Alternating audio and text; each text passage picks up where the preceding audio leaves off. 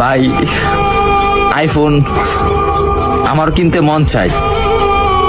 বাবার একদিন বলছিলাম, বাবা আমার একটা আইফোন কিনে দিবা। বাবা আমার দিকে তাকিয়ে বলতেছে, বাবা তোর একটা ফোন কিনে দিতে খুব ইচ্ছা করে, কিন্তু আমি 400-500 টাকা কামাই করি, রিক্সা চালাই, তোর আইফোন কিভাবে কিনে দেই?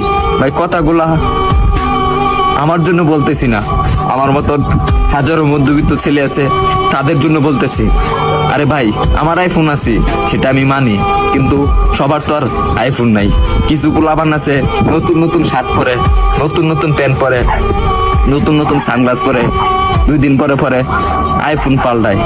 তাদেরকে উদ্দেশ্য করে বলতেছি, ভাই আমরা গরিব মানুষ, ভাই আমরা দিনের না দিন খাই, আমরা আইফোন কিনবো ভাই, কারণ 3 বেলা তো ঠিক মতন খাইতে পারি না।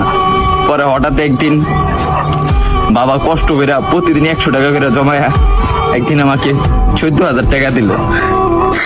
14,000 টাকা দেওয়ার পরে একটা আমি 6S কিনলাম। 6S কেনার পরে আমি ভিডিও শুরু করলাম।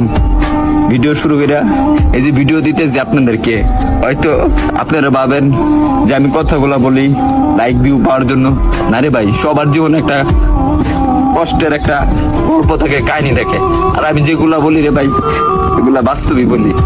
তারপরে ভিডিও করতেছি, আর এখন যখন ভিডিও করতেছি ভালো একটা পজিশনে যাইতেছি, একদিন আব্বুরে বললাম, আব্বু তুমি এই ফোনটা দিছো না, এই ফোনের টাকা একদিন আমি এই টিকটক থেকে তোমাকে ব্যাগ দিব।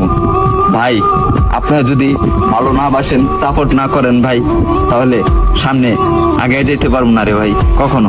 আপনারা একটু ভালোবাসা দেন, তাহলে আমি একদিন অনেক বড় হমু ভাই।